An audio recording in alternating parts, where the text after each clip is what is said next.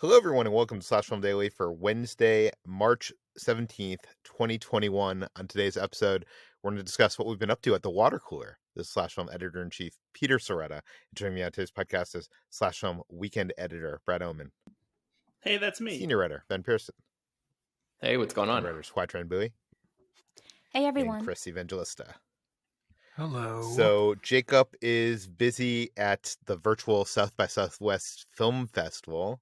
So he will hopefully join us next week to talk about those films. But we have a lot to discuss. I haven't been on this podcast, the Water Cooler podcast, in 3 episodes. It's been a while, so it's good to be back. I was doing some traveling for Ordinary Adventures. We went to Florida to cover some stuff at Walt Disney World, and those videos are up now on that channel, or some of those videos are up now on that channel. But recently, even more recently, when I got back, I've been attending all these in Southern California, because theme parks were not allowed to be open, which is something that just recently changed. All the theme parks have started these food festival events. Same thing that Knott's Berry Farm has been doing, where you go into the theme park, the rides are closed. There's some characters, but it's mostly about you getting to eat food. I went to Knott's The Taste of Boysenberry Festival, which is their big event every year, is the Boysenberry Festival. I'm not sure if you guys know this, but Walter Knott's is basically, he wasn't the guy that invented the boysenberry. There was another guy that invented the boysenberry, which I think his last name was Boysen. What a coincidence that he invented the boysenberry and it was just the same as his last name. But anyways, Knott's was the first to bring it to public market in a big way, and he sold it on the side of the road in Southern California, outside of his farm, and eventually, opened this chicken dinner restaurant, which his wife used to make fried chicken, and it became so popular that he built this whole ghost town that became an attraction on its own, just for people waiting in line for the chicken dinner restaurants, and then became this whole theme park. Anyways, every year at Knott's Berry Farm, they celebrate the boysenberry with the Boysenberry Food Festival, and it's my favorite food event at theme parks every year. It's all the dishes, or most of the dishes, have boysenberry in some way. It could just be a small way where they have a boysenberry mustard, or or it could be a big way of you're dipping, I guess they have fried macaroni and cheese balls that you're dipping into boysenberry sriracha sauce and stuff like that. But they had wow, I just gotta say, all this sounds terrible. I don't. It's alarming me. This whole conversation is. Have you ever? Do you not like boysenberry, Chris? I guess I don't think. I'm sure I've had it once, but I can't remember what. But I'm just picturing jam and dipping macaroni in jam. Just sounds disturbing to me. I don't know. It's good stuff. They also introduced, for the first time ever, they collaborated with Dippin' Dots, the ice cream of the future, to have a boysenberry Dippin' Dots, which you can only buy at Knott's Berry Farm, and it was amazing. Anyways, all the food we had was pretty good, except for one item. The video's up. I'll link it in the show notes. But also this past week, I went to Universal Studios in Hollywood, opened their doors for the first time in over a year to have their Taste of Universal event. I'm not sure where they got that name. It seems like they copied it from Knott's, because they've been doing Taste of Knott's events this past year. And it's the same kind of thing where you pay it for a ticket. It's $45 to $55, depending on which day you're going, which of the day of the week you're going, and you get 5 tastings.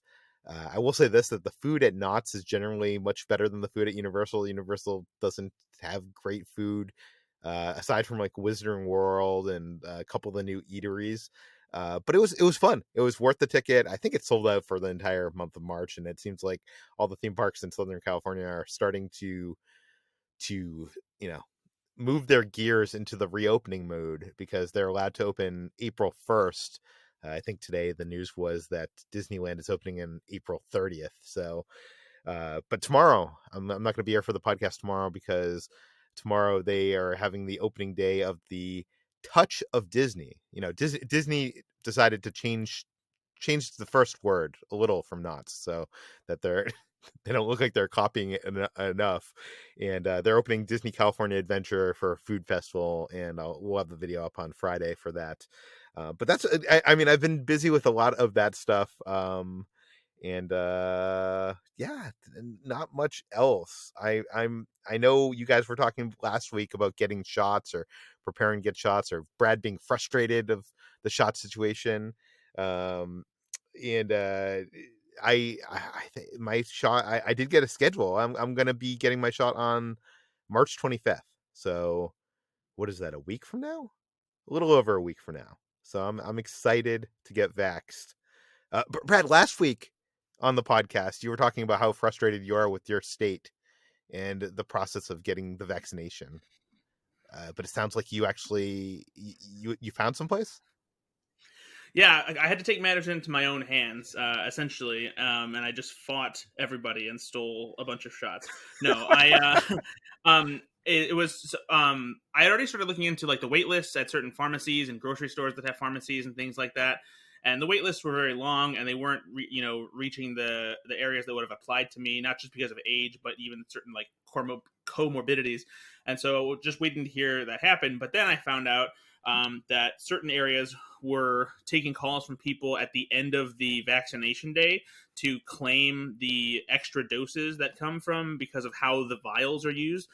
Depending on how many shots are given at a given location, there are usually a few extra doses of the vaccine available at the end of the day that haven't been taken by an appointment slot. And you can call at a certain time depending on what location. And if it's first come, first serve, if you get in and then you ask if they have any extras, they'll tell you. And then you just have to get in there essentially within the hour as soon as possible to get in and get your shot. And so both my girlfriend and I were lucky enough to call in on the day when they had 2 extra doses, and we got there quickly and went through the process. And so we now both have our first COVID shot, and we'll get the second one in early April.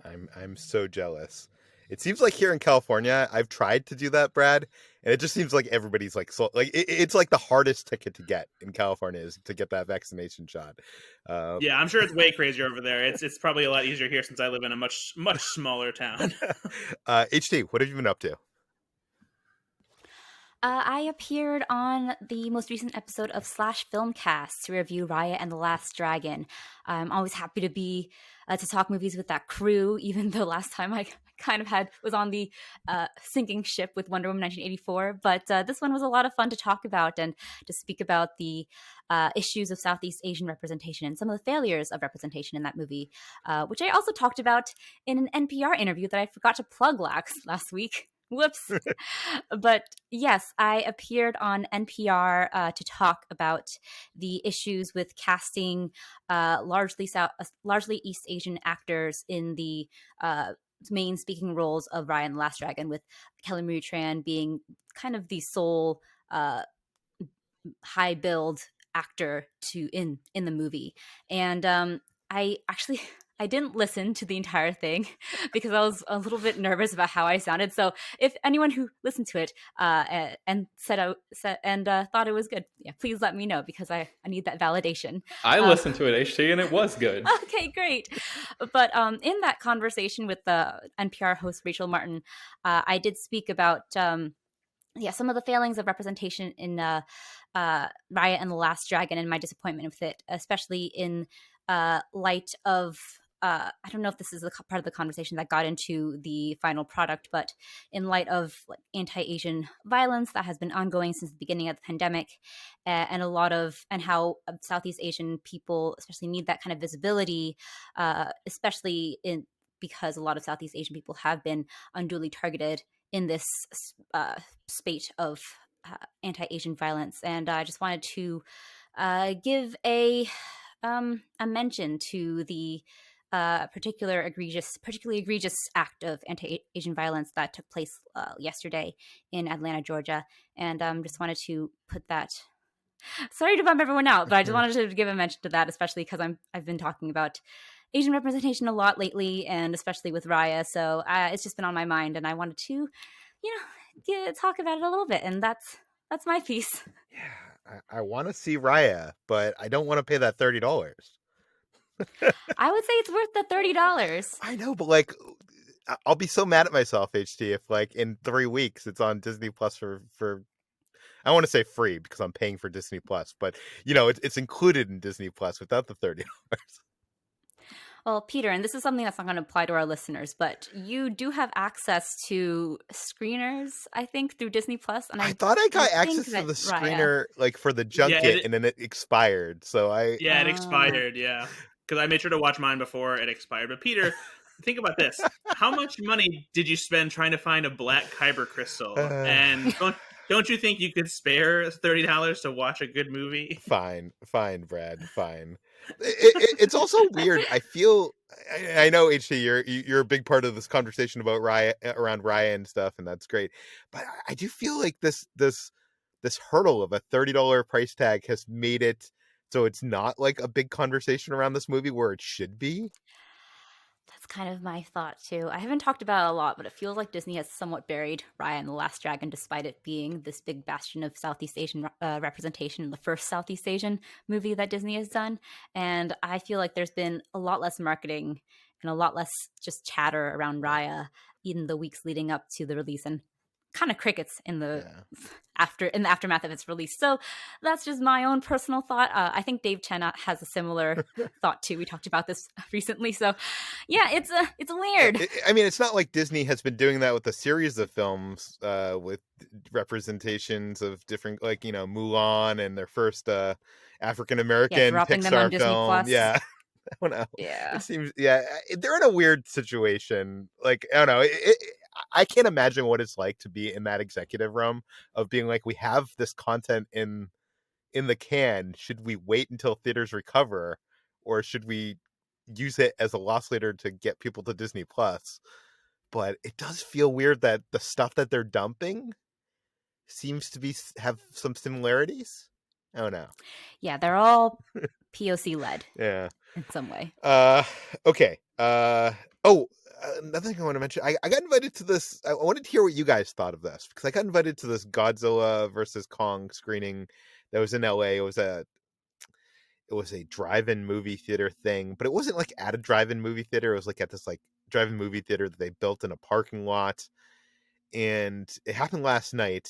I don't think reactions have come out because they're embargoed to a later point. But I actually said no to it because I didn't want to watch the movie. Like, they were kind of promoting it. Warner Brothers was promoting it as like, see the movie on the big screen the way it's intended. And I don't know. I don't want to see the movie with like the sound coming out of my car speakers. Do you guys have any opinions on this? Like, would you have chosen differently? Brad, what do you think? I mean, that's the car speakers. I guess it depends on how good your car is. I mean, I feel like car stereos are pretty good nowadays, and I don't know. Maybe I've just been spoiled by the fact that usually when I go to the drive-in, I typically hop in my parents, and they have like a pretty decent minivan that has a good sound system. So I don't really have an issue there. But yeah, I mean, I guess some cars maybe aren't as good. Chris, would you just wait the extra, what is it, a week or two for it to come on HBO? I think it is, right? Probably. I just don't want to sit in my car that long, It's like you sit in the car for like I don't know how long the movie is. I guess 2 hours. And I don't know. Whenever I go to there is a drive-in here. I don't go there that often, but I usually like rent a radio at the counter, just because the one time I went, I tried to use my speakers, and even though the car was not on, it was in that like whatever half off position. It still like drained my battery, and I had to get like a jump start. I don't know. So ever since then, I've been like hesitant to like use my car radio. So I usually just rent this shitty little radio they give me at this drive-in. So no is the answer. I would not bother with this probably. By the way, I don't want to come off as anti-drive-in. I think there is a place for a drive-in when like it's a movie you've seen before, or I don't know.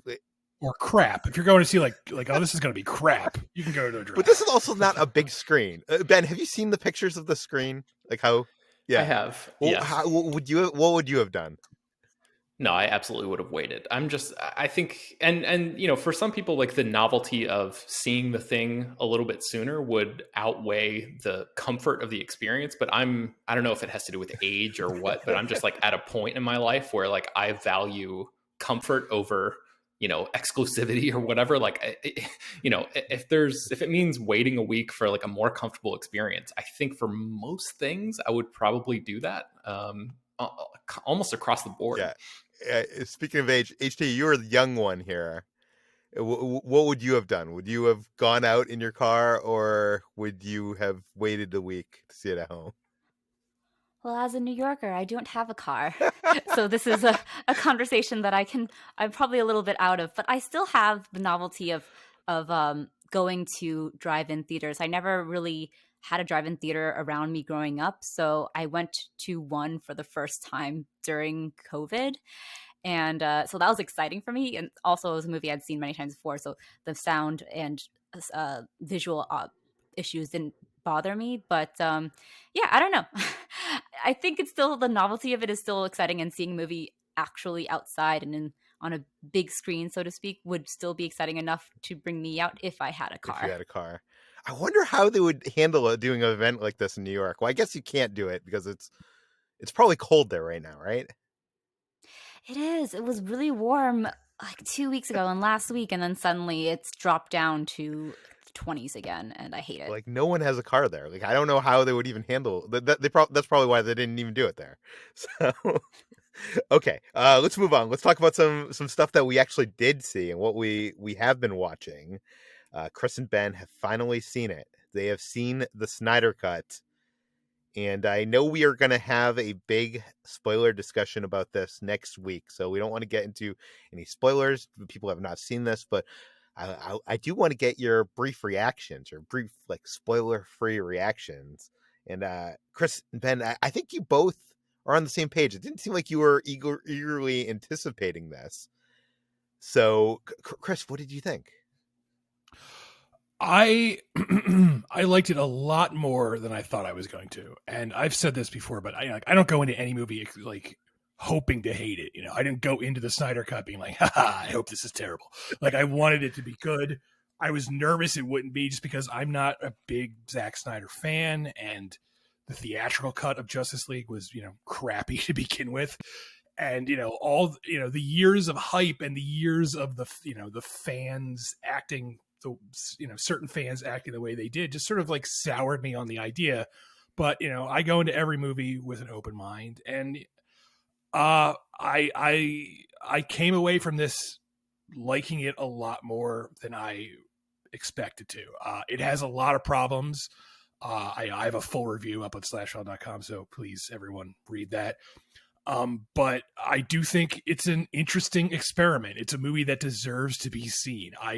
While, not everything in the movie works, I do appreciate what Zack Snyder was going for here. And what I really think he's going for here is not a superhero movie. He's really trying to make a fantasy epic that's like Lord of the Rings, down to how long the movie is. It's a 4-hour movie. And he's trying to make this big, mythic, fantastical adventure, where mighty beings and humans, and they all come together to stop this ancient evil that's trying to take over the land. And it's very Lord of the Ringsy.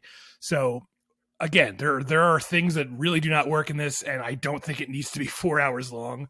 I honestly think if he had cut this down to like 2.5 hours, I would be saying, like, this is a really good movie. But because it's 4 hours, I can only say it's an interesting movie. It's not fantastic, but it's a lot better than I was expecting, and that's more than I expected to say. So it's definitely worth checking out at least once. And even though it's very long, I got to say the way it's presented, it has these chapter breaks. I think there are like 6 chapter breaks, maybe more. I can't remember. But that actually makes it kind of easier to watch. Like, if you can't watch it in all one sitting, and I couldn't, I watched it over 2 days. Those chapter breaks kind of make it easy to, like, it's kind of like built-in intermission in a way. Like, all right, I can stop right here because this section of the movie has stopped. So, yeah. Ben, what did you think? Almost identical to you, Chris. I think, for years and years and years, we've been hearing about this and reporting about this, and just like the collective weight of the discussion around this thing wore so heavily on me that for a long, long time, I was just sort of against this thing on on a principle level, but as it got closer, I think I realized that it was unfair to view the movie through that lens, and I pushed all of that stuff to the side and just tried to engage with this as a as a thing on its own terms, and I think it actually works. I'm shocked to even hear myself say this, but it works way better than I thought it was going to, and like you said, the word interesting is the most apt descriptor of this whole experience, because this is like unprecedented as far as I know. Nothing has ever happened in quite this way before. We've seen director's cuts, obviously, but never under these type of circumstances. And I went back and rewatched the theatrical cut of Justice League before I watched this, just so I could have that movie fresh in my head, because I had not seen it since the theaters. And I really hate that cut of the movie. And this one is, say what you will about Zack Snyder, but this is night and day, way, way, way better than the theatrical cut. So I'm not sure that it's super fair to compare a 2-hour movie to a 4-hour movie. And like Chris, you were saying, if Snyder had been able to cut this down into 2.5 hours, you might be saying, oh, this is actually really good. I don't know. I don't know if it's possible for him to make a good movie out of this material cut down to that length. I think the 4-hour runtime, as ridiculous and borderline obnoxious as it is actually like a vital component to the reason that it works so well. And it really kind of puts it in a different playing field than a lot of other movies, because you can't, you could say, pick a movie, pick a widely derided movie. If that film had the opportunity to present a 4-hour version, it might work, way better than the theatrical cut did too. So it's kind of tough to it's like an apples and oranges scenario when you try to compare this to things. I've seen people, breathless Twitter reactions and stuff calling this a masterpiece and like the greatest superhero movie of all time. I'm just Jesus Christ. Like, all right, tone it down a little bit. This is nowhere near that.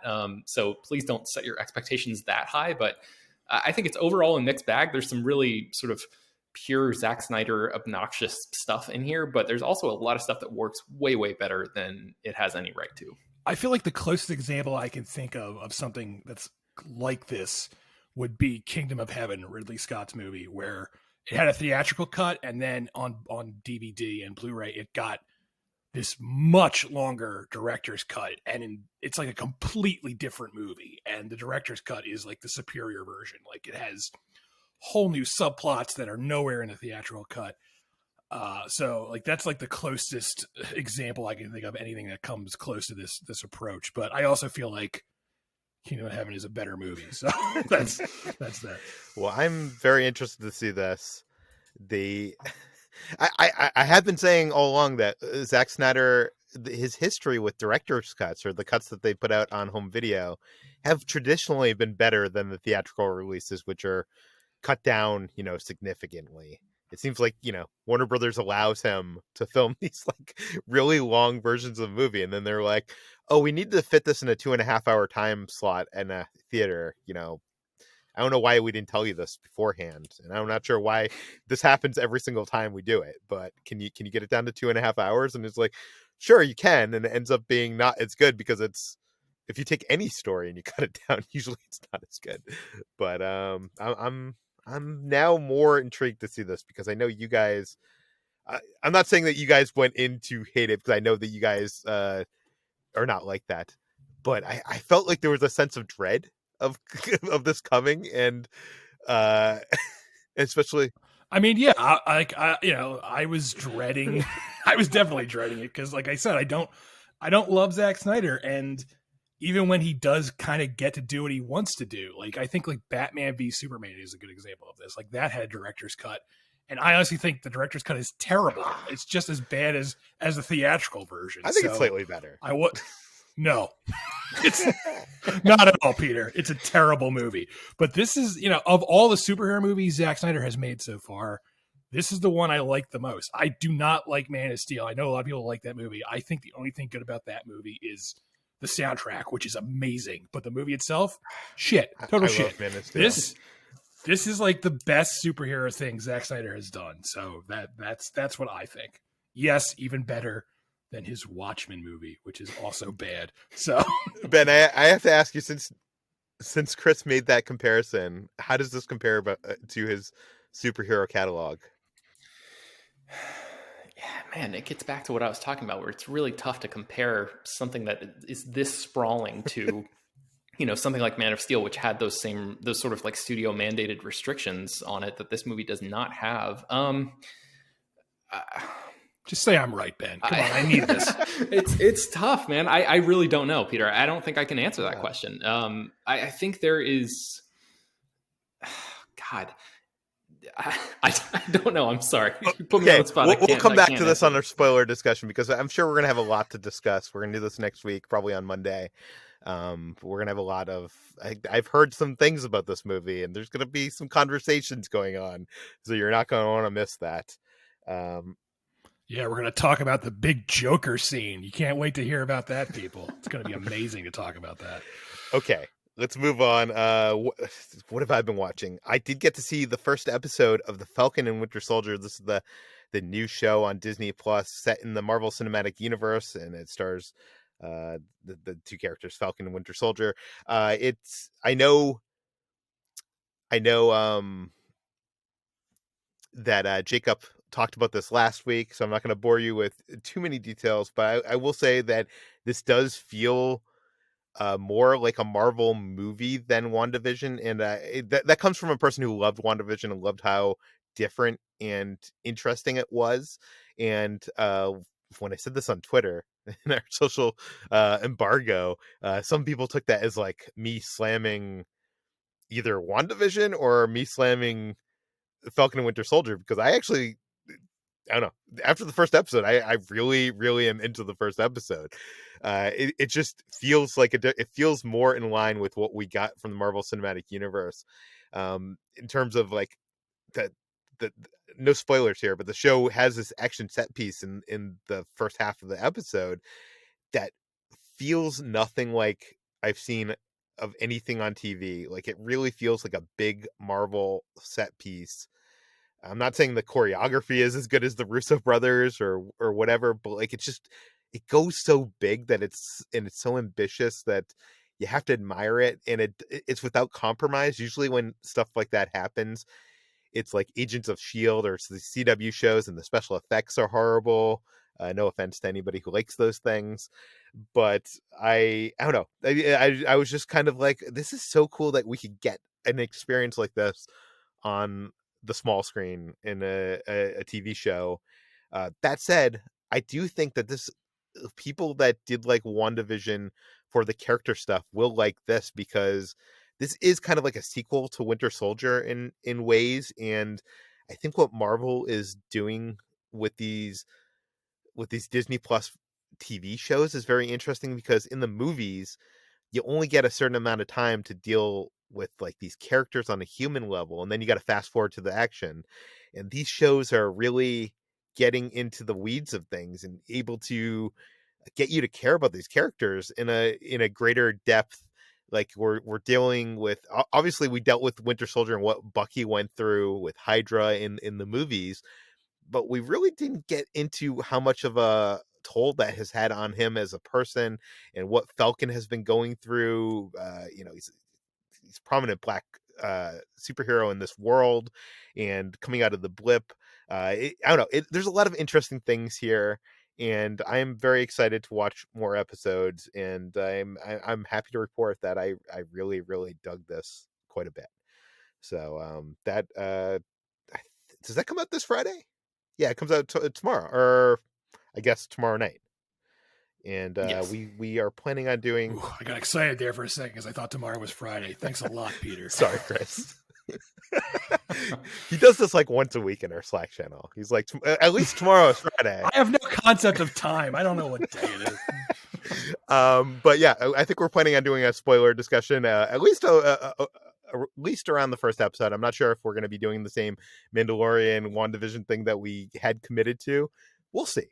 We'll probably will, but we'll see. And what else did I watch? I watched. I wanted to watch Coming to America, the sequel, Coming #2 America, which is on Amazon. And I mentioned that, and I went to go put it on, and Kitra was like, "Oh, I've never seen the original." And I was like, "What? you've never seen Coming. She's like, I've seen like little clips of it on TV and stuff, and never seen it. So we had to watch the original Coming to America, Coming to America. I hate this, guys. I hate, like, as much as I love that title and how clever it is, I hate that like we can't just like say Halloween and then you know what I'm talking about, which movie I'm talking about. It's like annoying to me. But okay, so Coming to America, I haven't seen this movie in so many years, and I was expecting for it to not hold up in ways. I thought there was going to be some stuff, but it for the most part really holds up. It's a good movie, and it's kind of amazing that like I think the movie couldn't be made today for many reasons, but as its structure is interesting because it's a romantic comedy that the people don't meet for the first time until 45 or 50 minutes into the movie, which is kind of crazy.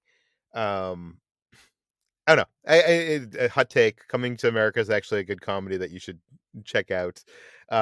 So we did watch Coming the number 2 America, and I know Brad talked about this last week, and he seemed to like it a lot more than me.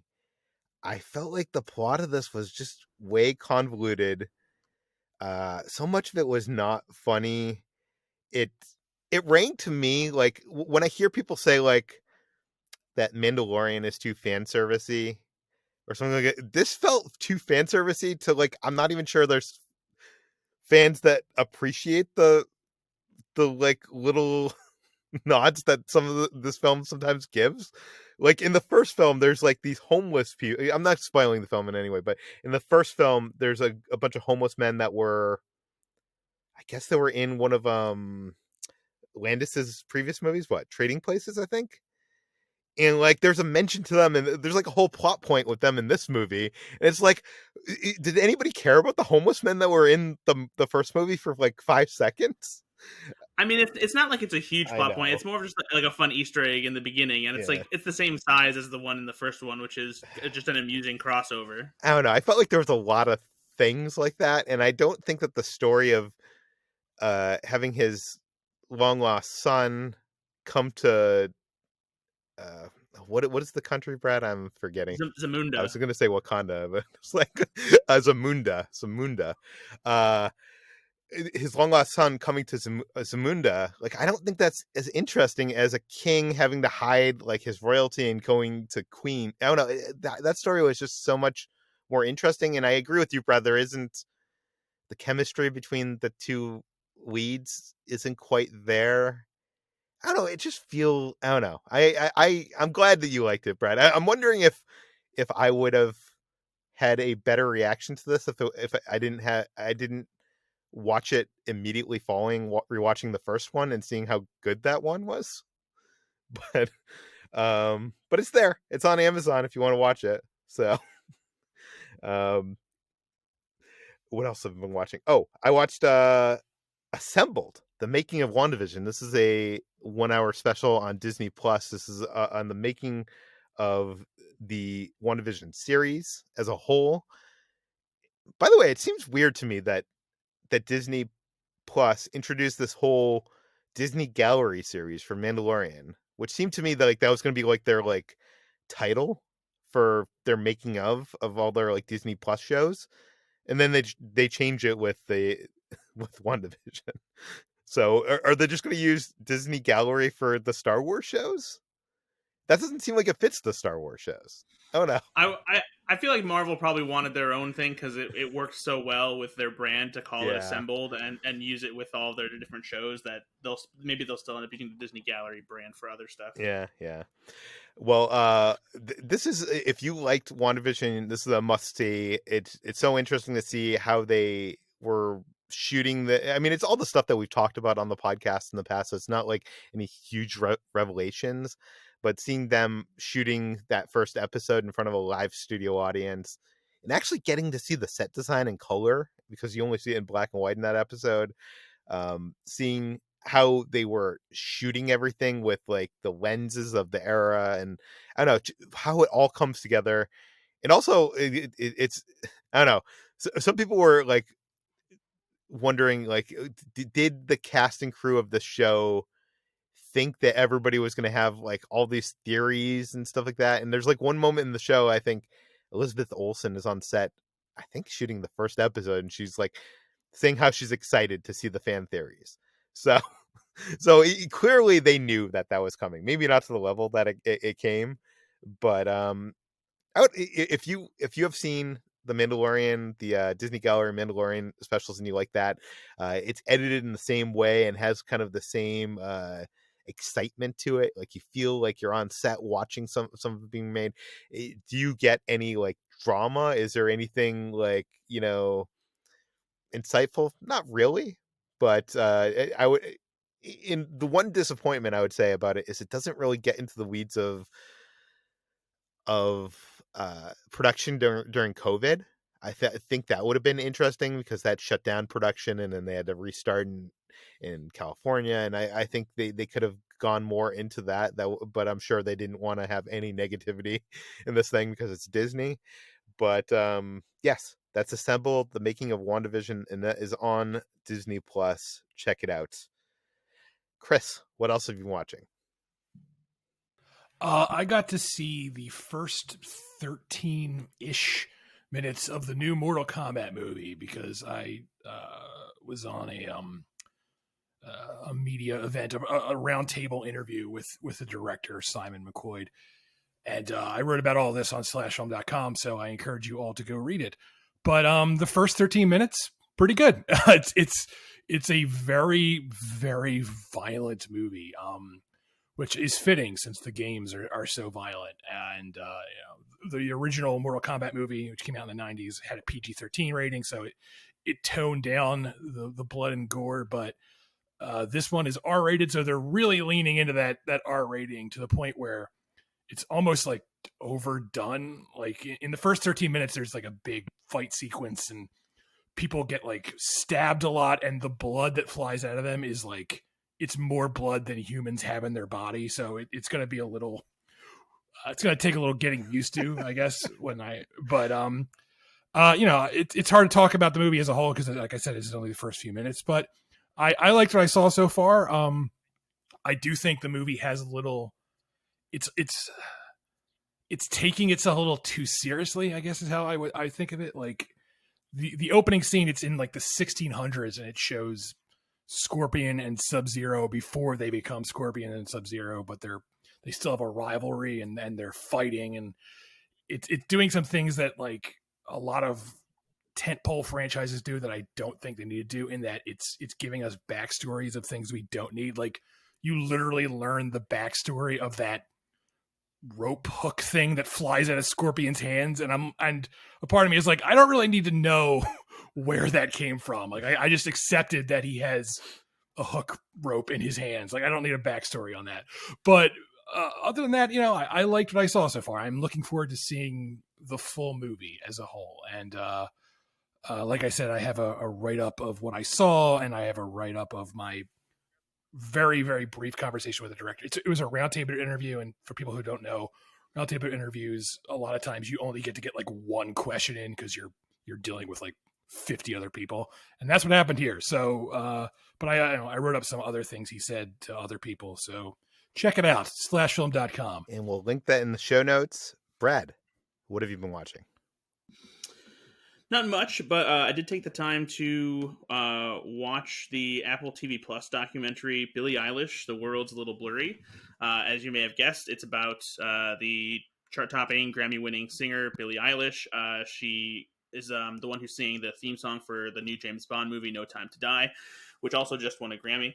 And it's a documentary just about her rise to fame and follows her career while she's on tour and everything that comes with being so young and so successful in such a quick, short period of time. And while that sounds rather formulaic when it comes to, a music documentary like this is one of the most like intimate, personal, and candid documentaries of this kind that I've ever seen. It's definitely on the longer side because it's 2 hours and 20 minutes, which I was like, whoa, geez. But when you see everything that they cover, it's it doesn't really feel like it drags on too much, just because it's really interesting because she write songs with her brother, and they make the music together. And they've done this all from their bedroom in this very modest house in Los Angeles. And their family was constantly documenting like stuff that they did. And her and her brother Phineas were always shooting themselves when they were creating songs, writing music, and working on things. And so they, director R.J. Cutler, who also directed the Belushi documentary that I watched not too long ago, has all of this great footage from the family that he uses, along with stuff that he shot while being hanging out with the family in their house, going on tour in the U.S. and across the country with her. And it just really dives into like just these very personal moments in her life. You get to see kind of what it's like to be someone like her and like trying to date somebody, and just like the perspective she has on her music, which is is known to be rather sad and somewhat depressing. And it's because she writes about the things that she feels. And again, like I'll stress that a lot of this sounds like the same stuff you hear from musicians all the time, but I was just really impressed by how perfectly this movie just captures such a unique perspective and really dives into Billie Eilish's life and creative process and all these things. And you learn things about her that, I mean, I didn't know. I'm sure big fans know, but like I didn't know that she suffers from a form of physical Tourette's, where she has like certain breakouts of physical tics and stuff like that. And so it's just a very fascinating portrait of Billie Eilish. So if you like her music, if you just started to discover something, whatever, I would recommend watching this on Apple TV Plus if you have a subscription to do so. Cool. What else have you been watching? Along the same Apple TV Plus lines, I guess I just felt like diving into a bunch of their stuff. Is I finally started watching Ted Lasso. It's taken me too long, but I keep hearing about it from so many people, and I've watched the first 2 episodes so far, and already I am just totally head over heels for this show. It is like insanely charming, like just how lighthearted and genuine, funny, and just heartwarming the series is so far. Jason Sudeikis is so good. I'm just it's really funny, and not always in like a super laugh out loud way, but just in a way that is I don't know, it just like really just like very charming. And so I'm going to be working through it pretty quickly. I imagine I'll probably finish it by, if not by the end of this week, definitely by the end of the weekend, I think. It's just really uplifting, and I'm loving what I'm seeing so far. So I can't wait to see how the season ends. Okay, and let's move on to Ben. Ben, what have you been watching? Just real quick, Brad, when I watched Ted Lasso, the moment where Ted bursts back into, I think it's Rebecca's office after Higgins makes that little pun joke. I laughed so hard. It was such a great moment. That's one of Sudeikis's like best comedic moments. His reaction is just so like firm and right there. He's like, "Oh yes, that's it." That was the moment where I fell like fully in love with the show. I was definitely on board with it, but I was like, as soon as I saw that, I was like, holy shit, I love this show so much. Yeah, so good. Everyone should watch Ted Lasso, even if you are one of those people who like bristle at the idea of something being so popular and like overhyped. I really think the show is like, it's almost impossible to overhype just because it's so pure. It's so pure. Okay. Anyway, I have been just continuing watching The Nick. I haven't really watched anything else. Recently, I've been, slowly making my way through Curb Your Enthusiasm. I think I'm on like the 8th or 9th season of that at this point. But I just wanted to shout out The Nick again. Chris and Jacob actually finally convinced me to watch the show once it came on HBO Max a couple weeks ago.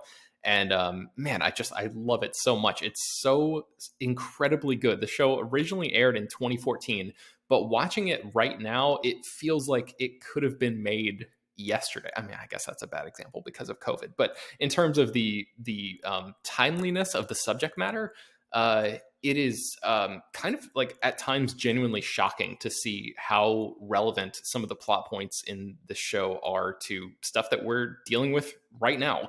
And man, just thinking that the show was made, in like a pre-Trump era and was able to sort of foresee where we were going as a country and conversations that would come to the forefront on a grander scale in this country about race and I mean so many things. It's just an incredible piece of television. And I really, I it's no surprise that the show got buried when it was released, because it aired on Cinemax and nobody really paid attention to that as a network. Man, it is just it's very, very good. It's a little tough to watch, like I said last time, because of the surgery scenes and stuff, and I think they like purposefully are like go out of their way almost to like try to gross you out as much as possible in some of those sequences. But man, just so good. The Nick is incredible. It's on HBO Max right now. I have never seen that. I've heard so many people talk about it. I'm gonna have to give it a chance, but I'm kind of, I don't like those kind of more gruesome surgery things.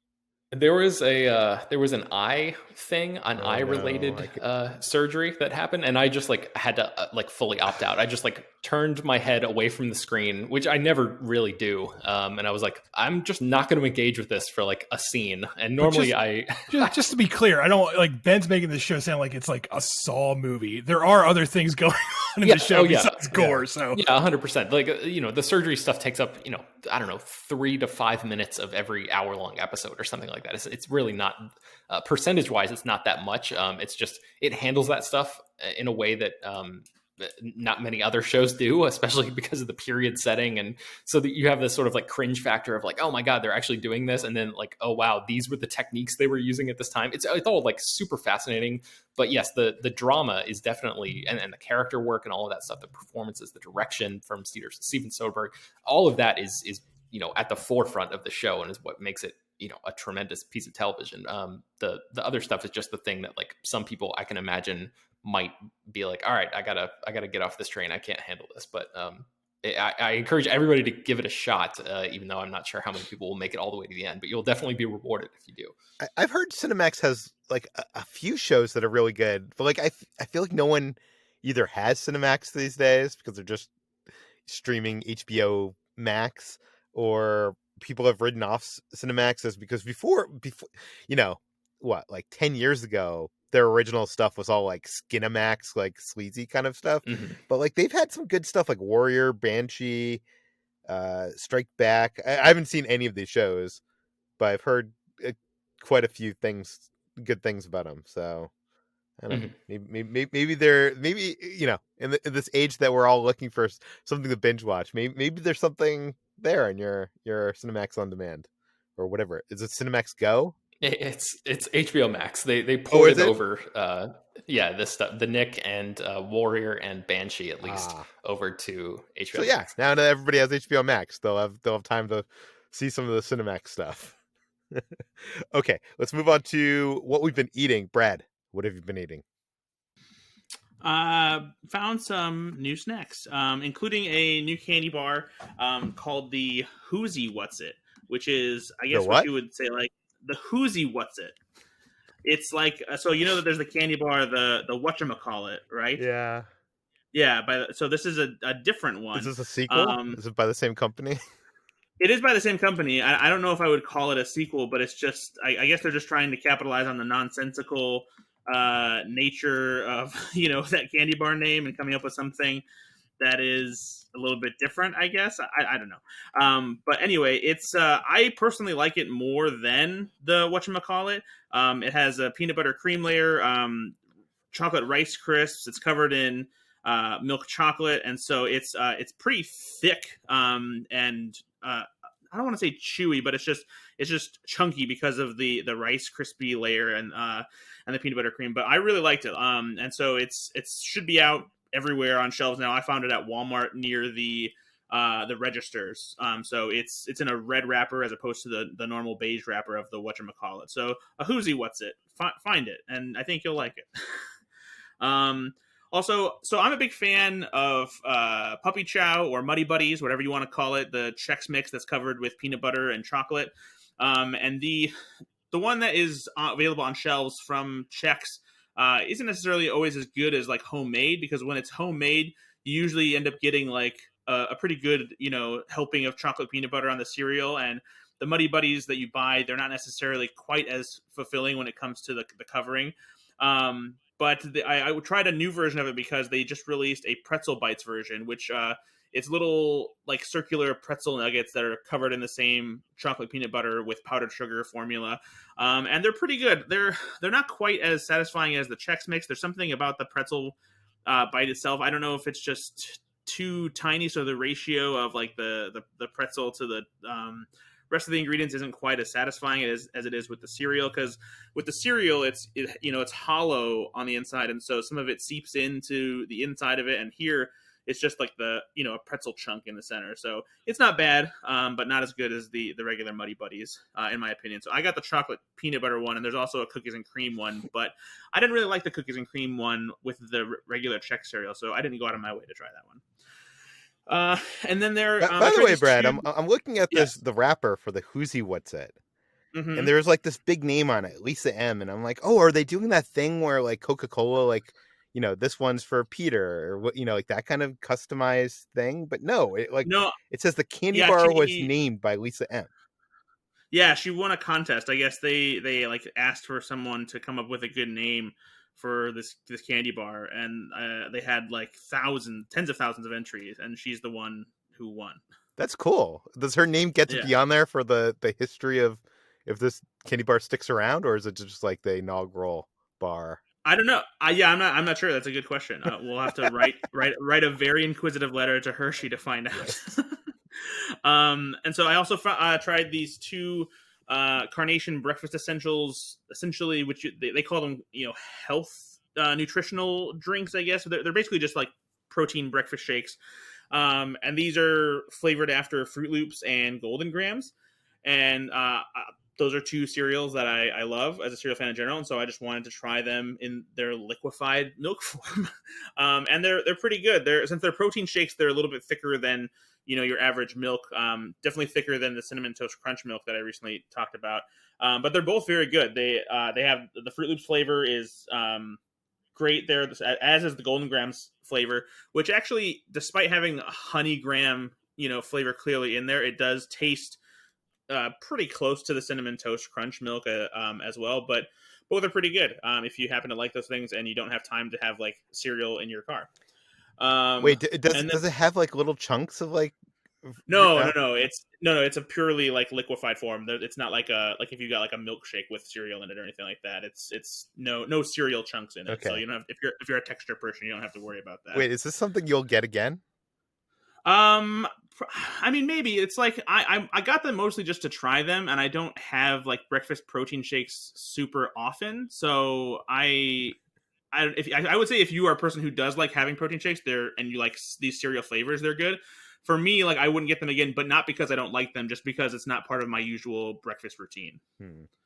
I'm interested in trying these out because for a while I was doing shakes, and my one problem with shakes is shakes are all catered towards like people that like love chocolate or strawberry, but like True. nothing else. Like that's all the shakes are, or peanut butter. Like those are like the three shakes you can find of anything. So I'm interested what a Fruity Pebbles shake. It actually tastes. Do you guys? Well, Fruit Loops, not Fruity Pebbles. For Fruit Loops. Well, yeah, same. Do you guys have Steak and Shake out there? Yeah, not close by, but yeah. Okay, because Steak and Shake sometimes has like cereal inspired milkshakes and stuff like that. Yeah. Oh, and then one more thing. So there's Monster has really been like expanding their zero sugar ultra energy drink line, and they just came out with a new flavor that was right up my alley because it's ultra gold, and it's a pineapple flavor, and pineapple is one of my favorite fruits, and it's a flavor that I love even when it's a little bit more on the artificial side when it comes to candy and sodas and things like that. And this one is pretty good. It's almost a little too sweet to the point where like it's like you're drinking a pineapple Jolly Rancher, I guess you could say. But I still like the flavor. I would probably cut it by just putting it over ice instead of drinking it straight out of the can. It's similarly sweet as the watermelon was, which also tasted kind of like a liquefied carbonated Jolly Rancher. But yeah, Monster Ultra Gold is also out all over now as well. Okay. So that does it for today's edition of Slash Film Daily. You can find more of all of our work at slashfilm.com. You can find this podcast published every weekday on Apple, Google, Overcast, Spotify, all the popular podcast apps. Please feel free to send your feedback, questions, comments, concerns to us at peter@slashfilm.com. And please rate and review this podcast on iTunes. Tell your friends, spread the word. and we'll see you tomorrow.